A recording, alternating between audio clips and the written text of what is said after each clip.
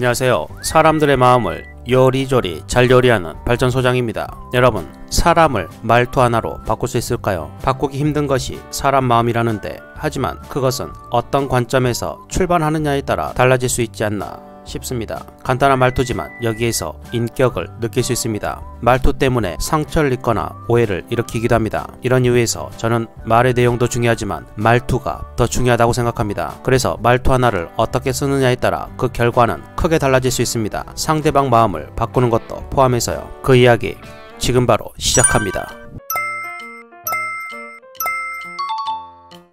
첫 번째, 상대방이 자기 입으로 답을 말하게 하라. 이렇게 해. 옳은 말이더라도 따르고 싶지 않습니다. 강요받는 느낌이 들기 때문입니다. 자기는 얼마나 잘났다고 가르치려 들어? 라는 아니꺼운 생각, 무시당하는 느낌도 거부를 부릅니다. 상대방의 마음을 바꾸려고 이런 말투를 사용했다면 역효과를 부르기에 딱 좋은 잘못된 선택이라고 말씀드릴 수 있습니다. 반면 이렇게 생각할 수 있지 않을까? 라는 말투는 반감이 덜합니다. 강요받는 느낌보다 내 의사를 존중하는 느낌이 들기 때문입니다. 이렇듯 강요나 단정히 말하는 말투보다 뭐라고 생각할 수 있지 않을까와 같은 질문 형태의 대화법을 레토릭법이라고 말합니다. 질문을 통해 내 의견을 강요하지 않고 상대방이 직접 의견을 내게 하는 대화법입니다. 가장 큰 장점은 자신이 그렇게 생각해 결정했다는 느낌을 준다는 점입니다. 많은 분이 다른 사람 생각을 바꾸는 것보다 내 생각 바꾸는 것이 쉽다고 이야기하곤 합니다. 그만큼 상대방 마음을 내 생각대로 바꾸는 것이 어렵습니다. 생각이 굳어져 확고한 것도 원인이지만 내 생각이 맞으니 상대가 바꿔야 한다는 식의 말투가 강한 저항을 불러 어렵게 하는 경우가 많습니다. 따라서 내 생각을 상대방 스스로 생각해 결정한 것처럼 만든다면 상황은 달라질 수 있습니다. 상대방의 강요에 의해서가 아닌 자기 스스로 결정했다고 생각하면 마음 바꾸기가 수월해집니다. 자신이 내린 결정이라 느끼게 했을 때 설득 효과가 높아질 수 있습니다. 운동할 시간이 없다는 직장인에게 짧은 시간에 효과를 볼 수 있는 계단 오르기를 해 라는 단정적인 말투보다 짧은 시간에 효과를 볼 수 있는 계단 오르기가 좋지 않을까 라는 문장처럼 설득하고 싶은 내 생각을 질문 형식으로 전달하면 더 설득력 있는 말투가 됩니다. 숙제가 있지만 놀고 싶어 안달난 학생에게 조금 참았다가 놀아 보다 조금 참았다가 놀면 더 홀가분하게 놀 수 있지 않을까?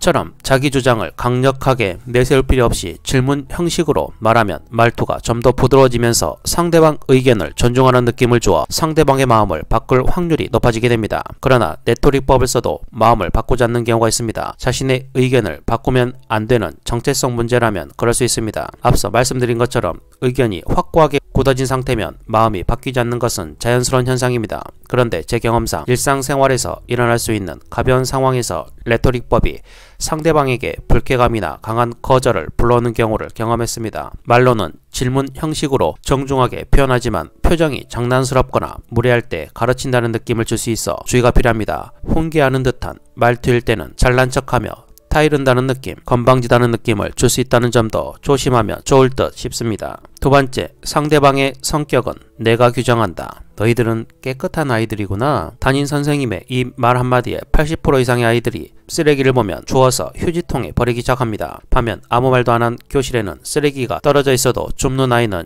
약 25%에 불과합니다. 심리학에서 라벨 효과, 레틀의 효과라고 불리는 현상으로 상대를 규정함으로써 그에 따르는 행동을 유도하는 심리학 용어입니다. 레테르는 의류와 제품에 부착하는 라벨에서 나온 용어로 사람에게 라벨을 붙여주면 그 라벨대로 행동하려는 심리를 말합니다. 아이에게 넌 참 착한 아이구나 라는 라벨을 붙이면 착한 아이로 행동하려고 노력하는 것처럼 내가 바라는 바로 규정하는 말을 하면 상대가 그에 준하는 행동을 하려고 합니다. 화를 잘 내는 사람에게 참 침착하신 것 같아요 라고 말하면 화를 안 내려고 노력합니다. 수다쟁이에게 차분하고 조용한 성격이시네요 라고 말하면 목소리가 낮아지면서 되도록 천천히 말하려는 경향을 보이곤 합니다. 그러나 이 라벨 효과를 사용할 때도 주의점이 있습니다. 부정적인 라벨을 붙일 경우 부정적인 방향으로 작용한다는 점입니다. 넌 참 쓸모없는 사람이야 라고 말하면 상대방은 좌절하거나 그 말을 믿고 쓸모없는 사람이 되어갈 수 있습니다. 또한 앞서 말씀드린 것처럼 아이에게 넌 참 착한 아이구나 라는 라벨이 타인에게 착한 사람으로 남으려고 자신의 욕구나 소망을 지나치게 억압하는 착한 아이 컴플렉스를 일으키는 역효과를 불러올 수 있습니다. 사람을 길들일 목적으로 라벨 효과가 쓰일 수도 있습니다. 라벨 효과를 유용하게 사용하는 다른 방법을 알려주고 있습니다. 선입견을 불식하는 방법으로 라벨 효과를 사용합니다. 안 좋은 선입견을 가진 사람이나 자신과 관계가 안 좋은 사람에 대한 선입견이 떠오를 때 상대를 긍정적으로 규정하는 라벨을 붙여 오해로 인한 실수를 줄이고 대화를 원활하게 할 수 있습니다. 자신이 볼 때마다 지각하는 사람을 불성실한 사람, 항상 지각하는 사람으로 여겨 이야기할 때마다 불편하게 대했는데 알고 보니 늦게 온 것은 2번뿐이었고 모두 아침 일찍부터 협력업체와 미팅을 하고 들어오는 길이었습니다. 내가 그 사람을 본 2번이 하필 늦게 온 때였고 그것을 항상 지각한다라고 규정해버렸습니다. 늦은 이유도 확인하지 않은 채 내가 믿고 싶은 대로 생각해버려 실수를 저질렀던 것입니다. 이때 라벨 효과를 상대방이 아닌 자신에게 사용합니다. 그 사람에게 뭔가 이유가 있을 거야 처럼 말입니다. 이런 라벨 효과를 통해 선입견을 제거해 생각함으로써 실수를 줄이고 나쁜 감정이 대화를 어렵게 하는 것을 막는 데도 도움이 됩니다. 험악한 분위기를 잘 보이는 상대에게 평소 인자하신 분이신데 혹시 무슨 안 좋은 일이라도 생기신 건 아닌가요? 와 같이 긍정적인 라벨을 붙이면 대화가 좀 더 원활하게 될 수 있습니다. 세 번째, 결론을 강요해서 미리 문을 닫지 마라. 자녀에게 수영을 배우게 하고 싶습니다. 수영 좀 해 라고 말하기보다 해보고 싶은 운동 있니? 예를 들면 수영은 어때? 근처에 수영교실이 있는데 한번 가볼까? 이와 같이 일방적인 명령이나 결론을 강요하지 않고 제안이나 질문하는 것이 상대방을 더 쉽게 바꿀 수 있습니다. 이러한 대화법을 결론 유보법이라고 합니다. 결론을 강요하지 않고 제안이나 질문을 하기 때문에 상대방은 결론을 강요한다는 느낌을 받지 않고 자주적으로 결정한다는 느낌을 받게 됩니다. 미국의 한 대학의 박사도 실험에서 결론을 단정적으로 강요하기보다 유보했을 때 오히려 상대방이 쉽게 받아들인다는 사실이 밝혀졌습니다. 상품 광고에서도 이 상품을 선택하라, 반드시 사라 라는 표현보다 선택을 강요하지 않으면서 은근히 어느 상품이 좋은지 아시죠? 라는 식의 방법도 결론 유보법이라고 할 수 있습니다. 또한 상품에 홍보하거나 사라는 내용 없이 제품에서 느끼는 감성이나 추구하는 이미지를 광고하는 것도 일종의 결론 유보법이라고 할 수 있습니다. 결론 유보법은 강요를 피한다는 점에서 첫 번째 설명드린 내 생각을 질문 형태로 담아 상대방을 바꾸는 방법인 레토릭법과 같습니다. 다른 점은 결론을 간접적으로 유도하는 은근한 질문이나 제안 방식으로 끌고 간다는 점입니다. 네 번째, 행위보다 인격을 강조하라. 미국의 한 대학 연구팀은 실험 대상자에게 앞에 있는 1에서 10까지 10개의 숫자 중 어떤 숫자가 떠오르는지 실험했습니다. 그 결과 머릿속에 떠올리는 숫자가 짝수가 20%, 홀수가 80%로 홀수가 훨씬 많다는 점을 발견했습니다. 보통 짝수와 홀수가 비슷하게 나올 거라는 예상과는 전혀 달랐습니다. 실험에 변화를 준 연구팀은 이번에는 떠올린 숫자가 짝수라면 돈을 준다고 제안했습니다. 그 결과 짝수라고 응답한 사람의 비율이 50%에 달했습니다. 홀수를 떠올렸지만 돈을 받기 위해 거짓말을 한 비율이 30% 정도 되었다는 것입니다. 이에 연구팀은 허위 신고를 최대한 줄이기 위해 어떤 충고가 좋을지 고민했습니다. 그리고 다음과 같이 사람들에게 제시했습니다. A. 거짓말하지 마세요. B. 거짓말쟁이가 되지 마세요. A, B 중 어느 말투가 더 강력한 효과를 발휘했을까요? 맞습니다. 정답은 B입니다. 거짓말하지 마세요 라는 문구에 짝수라고 응답한 사람이 여전히 50%로 별다른 변화가 없었습니다. 반면 거짓말쟁이가 되지 마세요 라는 문구에서는 짝수라고 말한 사람의 비율이 20% 정도 나왔습니다. 거짓말하던 30% 사람들이 사라졌습니다. 거짓말하지 마세요.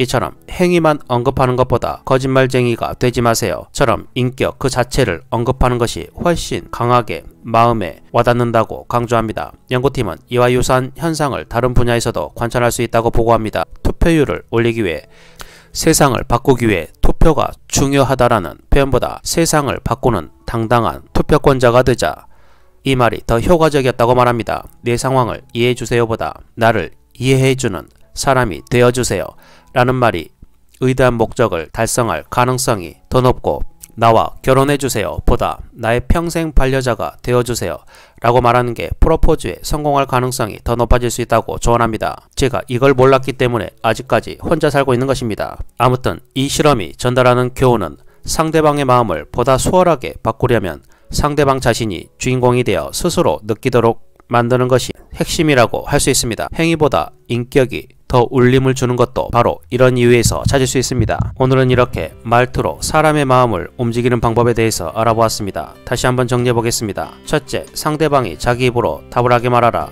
레토릭법. 두 번째, 상대방의 성격은 내가 규정한다. 라벨 효과. 세 번째, 결론을 강요해서 미리 문을 닫지 마라. 결론유보법. 네 번째, 행위보다 인격을 강조하라. 여러분, 이렇게 내 말투만 조금 바꿨을 뿐인데 내 가족뿐 아니라 우리 주변 지인들의 마음이 바뀔 것입니다. 오늘은 이 말을 끝으로 영상을 마치겠습니다. 말을 많이 한다는 것과 말을 잘한다는 것은 별개이다. 오늘도 영상을 끝까지 시청해 주셔서 정말 감사합니다. 오늘 영상이 유익하고 여러분의 인간관계에 도움이 되셨다면 구독, 좋아요, 알림 설정 부탁드리고 댓글에 발전소장님 이제 더 이상 거짓말쟁이가 되지 마세요 라고 남겨주시면 제가 답을 드리겠습니다.